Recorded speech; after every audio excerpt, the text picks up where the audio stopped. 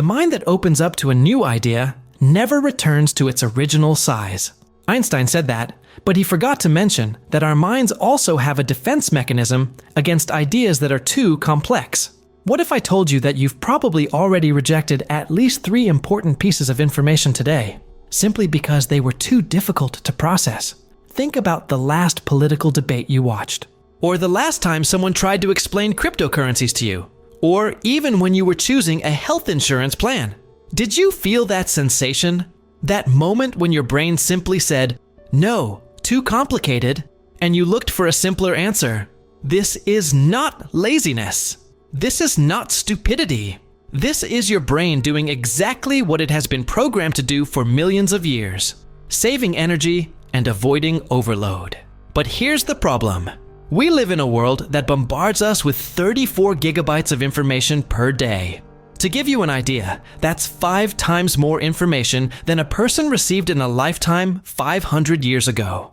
And our brains? They continue to operate with the same operating system they had when we only needed to decide if that noise in the forest was a rabbit or a lion. The result is disturbing. We are not getting dumber as a society. We are getting cognitively lazy.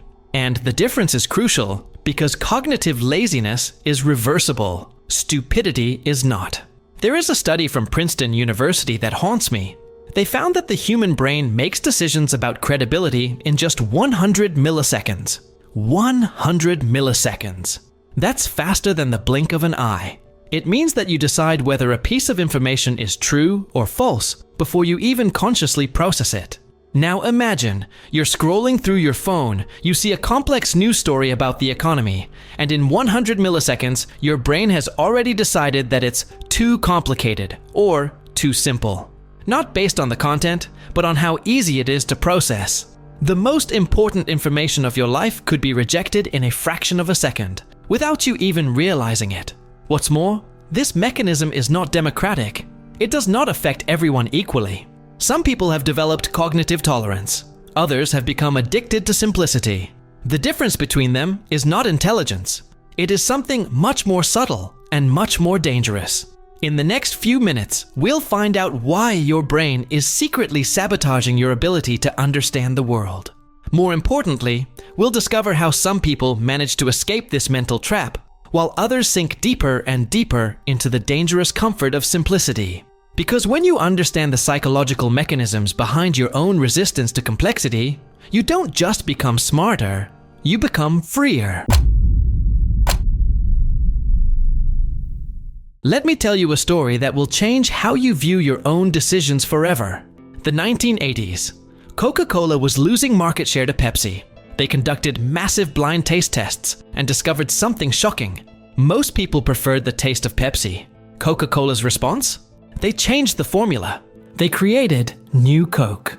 Objectively superior in taste, confirmed by all tests. It was one of the biggest failures in marketing history. Do you know why? Because Coca-Cola made a mistake that your brain makes every day. It believed that decisions are rational, that people choose what is objectively better. In fact, people chose to stick with classic Coca-Cola for a much deeper and more disturbing reason: emotional simplicity. The old formula represented something that did not require complex cognitive processing: nostalgia, familiarity, predictability. New Coke, even though it was superior, required the brain to process new information and reevaluate established patterns. And the human brain hates that. This same mechanism explains why you probably still take the same route to work, even though you know there's a faster one. Why you stay in the same relationship, even though you know it's not ideal. Why you vote for the same types of candidates, even when they clearly don't work. It's not that you're stupid. It's just that your brain is constantly calculating the energy cost of processing complex information. And most of the time, it chooses the path that consumes the least cognitive energy. Psychologists call this the fluency effect. Our tendency to interpret information that is easy to process as more true, more important, more correct. It's one of the most disturbing discoveries in cognitive psychology because it means that truth doesn't compete on equal footing with lies. The truth has to be easy to digest in order to be accepted. Think about it. How many times have you chosen to believe a simple explanation for a complex problem? How many times have you rejected a solution that would work but would require too much mental effort to understand? The scariest thing is that this mechanism is not a bug, it's a feature. For millions of years, those who could make quick and simple decisions survived. Those who spent time analyzing all the variables, well, they became dinner for some predator.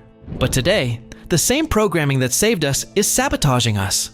Because modern problems, relationships, careers, politics, economics, are not lions in the forest. They are complex systems that require complex thinking. There is an experiment that demonstrates this in a brutal way. Researchers at the University of Michigan presented two groups of volunteers with information about climate change. The first group received complex scientific data, full of graphs and detailed statistics. The second group received the same information, but simplified into a 30-second emotional story. The result? The group that received the complex information remembered only 20% of the data a week later. The group that received the simple story remembered 80%. But here's the problem. The complex information was much more accurate and useful for making real decisions. This means that our brains are constantly trading accuracy for ease. And most of the time, we make this trade without even realizing it. And here's the first disturbing paradox. The people who need complex information the most are the ones who resist it the most. The more overwhelmed you are, the more your brain looks for cognitive shortcuts. The more stressed you are, the more you seek simple answers. It's as if, when you need to think deeply, your brain forces you to think superficially. This explains why, in times of crisis, simplistic ideologies gain traction. Why, when you are most confused about your life, you are drawn to gurus who offer magic formulas. Why, when the economy gets complex, people vote for those who offer one-sentence solutions. It's not a coincidence, it's biology. But there's an even deeper layer to this story. The fluency effect doesn't just work with information, it works with people. You tend to trust people who speak simply and directly, even when they're wrong. And you distrust people who speak in complex and nuanced ways, even when they're right. This creates a vicious cycle. The people best qualified to solve complex problems are systematically ignored because they can't communicate simply. And the least qualified people dominate the debate because they know how to exploit our biological preference for simplicity. Think about how many times you have chosen the doctor who gave you a simple diagnosis over the one who explained the real complexity of the problem. How many times have you preferred the advice of a well-meaning friend over the technical guidance of an expert? And if you think you are immune to this, I need to tell you something even more disturbing. There is a phenomenon that neuroscientists discovered a few years ago that explains why you feel dumber today than you did 10 years ago, even though you are objectively more informed. It's called adaptive cognitive fatigue. And it's terrible. Here's how it works. Your brain has a limited processing capacity per day. Imagine you wake up with 100 points of mental energy. Every complex decision you make consumes points. Choosing what to wear, 2 points. Deciding what to eat for lunch, 3 points. Processing that complicated discussion at work, 15 points. The problem is that today you are bombarded with hundreds of micro decisions that our ancestors never faced. Which app to use to order food? Which series to watch out of 50,000 options? Which news story is true out of 20 contradictory versions of the same event? At the end of the day, you come home with 5 mental energy points left. Then, your child asks you about their math homework, or your partner wants to discuss the family budget, or you need to decide on that important investment, and your brain just shuts down. It's not that you don't care, it's that you literally have no cognitive resources left. So you do what we all do. You look for the simplest, quickest answer that requires the least amount of processing. Ask your mom, let's decide tomorrow. Leave it as it is. But here's the problem. This isn't a temporary situation that will get better when you rest. It's the new permanent reality. Because the amount of information we need to process keeps growing. And our brains can't upgrade. Researchers at Stanford conducted a frightening experiment. They took successful executives and measured their ability to make complex decisions throughout the day. Early in the morning, after a good night's sleep, these executives were able to process information with the accuracy of a supercomputer. By 2 p.m., after a few hours of meetings and emails, their ability had dropped by 40%. By 6 p.m., they were making worse decisions than drunk college students. And these are people trained to make complex decisions, with financial resources to hire assistants, nutritionists, and personal trainers. Imagine the rest of us. This cognitive fatigue has a devastating side effect. It makes us vulnerable to what psychologists call substitution heuristics. When your brain can't process a complex question, it automatically replaces it with a simpler one. For example, should you vote for candidate A or B? A complex question that would require analyzing proposals, track record, economic viability, social impacts. Your tired brain replaces it with, which one seems more trustworthy? Or which one annoys me less? Or which one do my friends support? And you don't even realize you've made this substitution. To you, you've analyzed the political issue. In fact, you've only processed a superficial impression. This explains why intelligent people make seemingly stupid decisions. Why experienced doctors sometimes miss obvious diagnoses at the end of their shift. Why judges hand down harsher sentences before lunch. It's not a lack of knowledge. It's a shortage of mental energy to access that knowledge. And so we arrive at the cruel paradox of the information age. We have never had access to as much quality information as we do today. You can learn about any subject, access research from top universities, listen to world experts explaining complex topics. But our ability to process that information has declined dramatically. It's like having an infinite library, but only being able to read one page a day. The result is that most people develop what I call a fast food cognitive diet. They consume only information that can be processed quickly, that requires no mental effort, that confirms what they already believe. Headlines instead of full articles, memes instead of analysis, opinions instead of data. And just like fast food, this type of information is addictive. The more you consume, the more your brain adapts to only being able to process this type of content. You literally lose the ability to digest complex information. There is research from Microsoft that shows that the average human attention span has dropped from 12 seconds in 2000 to 8 seconds in 2015. That's less than the attention span of a goldfish. But the scariest part isn't the numbers. It's what this means for our ability to solve real problems. Because the important problems in life, relationships, career, health, finances, can't be solved in 8 seconds. They require sustained attention, deep analysis, tolerance for uncertainty. And we're losing these skills not by choice, but by forced adaptation to an environment that overloads us cognitively. It's as if we're being trained against our will to be intellectually lazy. And worst of all, we often don't even realize it's happening. Because when you're cognitively fatigued, one of the first things you lose is the awareness that you're cognitively fatigued. You simply accept that that simple answer is good enough, that that superficial opinion makes sense, that that obvious solution will work, and everyone around you is doing the same thing. So it seems normal. It seems like it's always been that way, but it hasn't. And that leads us to an even more disturbing question.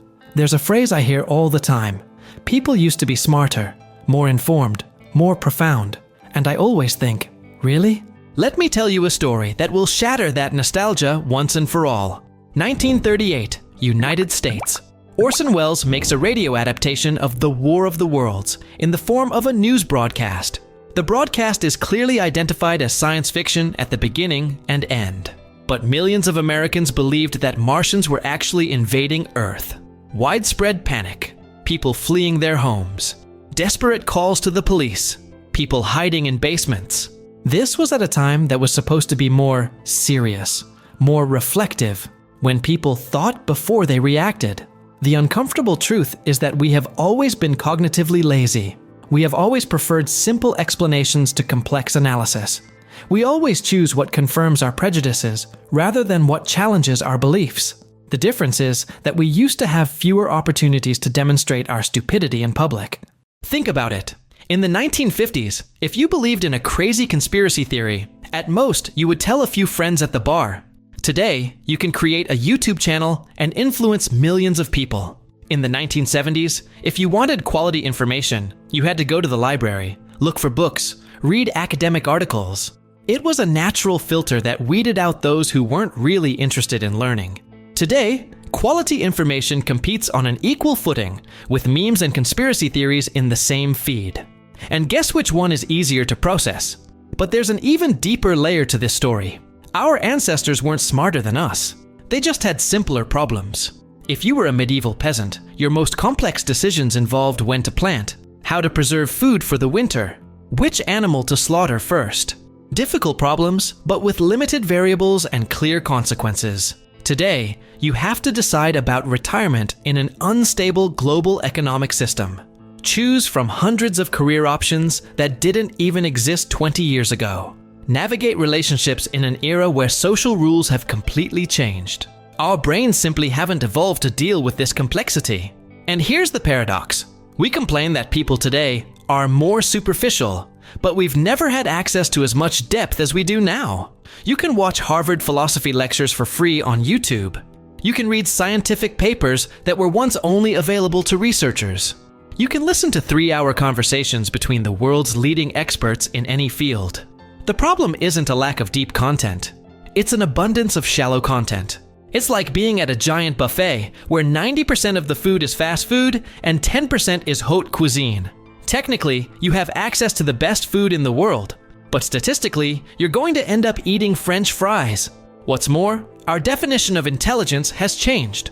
In the 1960s, a cultured person was someone who knew a lot about a few things. Today, a cultured person needs to know at least a little about everything. You need to understand economics to make personal financial decisions, psychology to navigate modern relationships, technology to avoid being fooled by digital scams, nutrition to avoid being manipulated by the food industry, politics to vote conscientiously.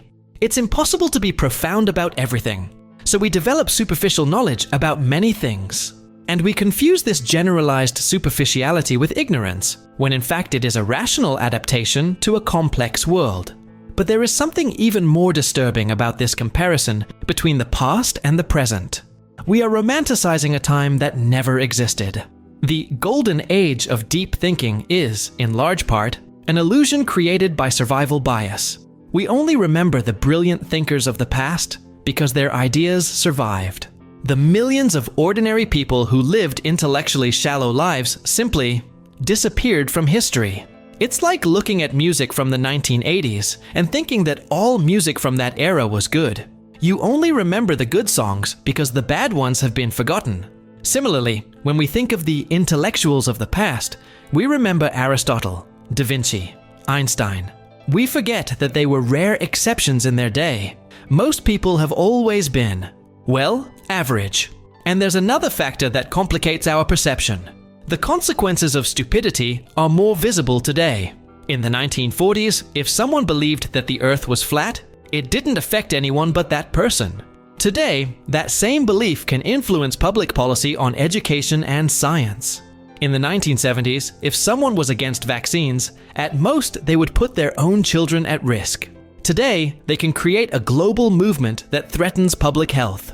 Stupidity has always existed. The difference is that today it has a megaphone. So no, we are not getting dumber. We are just more exposed to the stupidity that has always existed. And that forces us to confront an uncomfortable truth about our own nature. But if we've always been this way, if a preference for simplicity is a universal human trait, how do some people manage to escape this tendency? How is it that some individuals develop a tolerance for complexity, while others sink deeper and deeper into superficiality?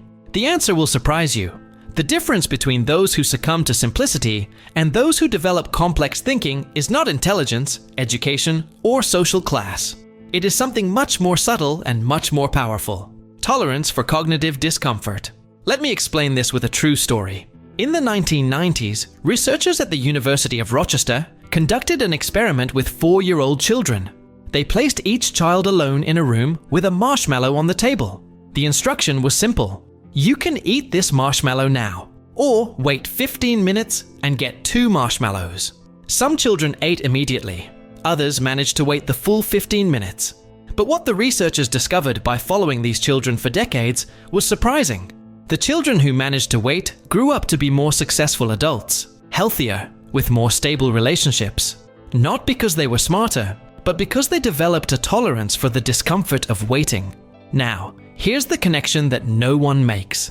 Thinking in complex ways is exactly like waiting for the 2 marshmallows. It's uncomfortable. It's slow. It requires you to resist the urge to accept the first answer that comes to mind. And most people simply can't stand that discomfort. When you're faced with complex information, your brain literally feels physical discomfort. It's as if it's saying, "This hurts, stop thinking about it." And the natural tendency is to seek immediate relief, a simple explanation, a ready-made opinion, an answer that requires no effort. But some people have learned to tolerate this discomfort. More than that, they have learned to interpret this discomfort as a sign that they are on the right track. They have understood something fundamental. Complexity is not punishment, it is opportunity. When something is difficult to understand, when it requires mental effort, when it resists simple explanations, that is exactly where the most valuable information lies. Because if it were easy to understand, everyone would already understand it. If it were obvious, it wouldn't be a competitive advantage. The best investors in the world are not those who can predict the future. They are those who can tolerate uncertainty longer than others. While everyone else is selling out of panic or buying out of euphoria, they are comfortable with, "I don't know what's going to happen, but I'll analyze the available data." The best scientists are not the most brilliant. They are the ones who can live for years with unanswered questions, experimenting, failing, starting over, without succumbing to the temptation to accept a simple but incorrect theory. The best leaders are not the ones who have all the answers. They are the ones who can say, "This is complex, let's study it further," when everyone else is shouting for an immediate solution. And here's the secret. This tolerance can be developed. It is not an innate talent. It is a muscle that can be strengthened. It starts with small acts of cognitive resistance. When you see a controversial headline, instead of forming an immediate opinion, you stop and ask, "What information is missing here?" When someone offers you a simple explanation for a complex problem, you resist the relief and ask, "What nuances am I missing?" When you feel that mental discomfort of not understanding something completely, instead of running away, you stay. You explore. You accept that not knowing can be more honest than being certain. It's a subtle but revolutionary change. Because when you stop being afraid of complexity, you stop being manipulable. No one can control you with simple slogans, shallow explanations, or magic solutions anymore. You become immune to demagogues who exploit our cognitive laziness, to gurus who sell formulas for success, to politicians who reduce complex problems to sound bites. And something interesting happens. You start to see patterns that other people don't see, connections that go unnoticed, opportunities hidden in the complexity that everyone avoids. Because while most people are running away from difficulty, you are diving into it. And it is there, deep within complexity, that the most valuable answers lie. Imagine that your brain is like a muscle that has been trained for millions of years to run short distances and survive predators. Now, suddenly, you need it to run an intellectual marathon every day. It's obvious that it will look for shortcuts, right? The point is not to fight against this nature, it's to understand how to work with it. You don't have to become a genius overnight.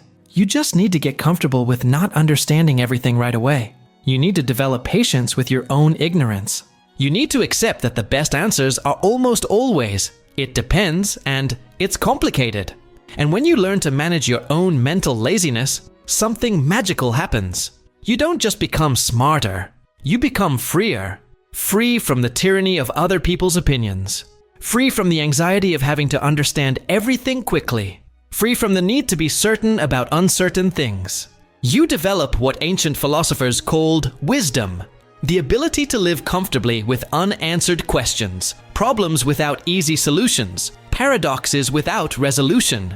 And ironically, it is this acceptance of complexity that allows you to navigate the world with greater clarity, make better decisions, and live with more purpose. Because when you stop looking for simple answers to complex questions, you finally start asking the right questions. If you've made it this far, you've already taken a step beyond most people. You're subscribed to the channel, you watch the videos, you reflect on every idea. Now the question is, how far do you want to take this? If you want to take the next step and truly apply this knowledge to your life, the White Rabbit Codes is ready for you. The link is in the pinned comment. Remember, success is a decision. The choice is yours. Count on me and follow the White Rabbit.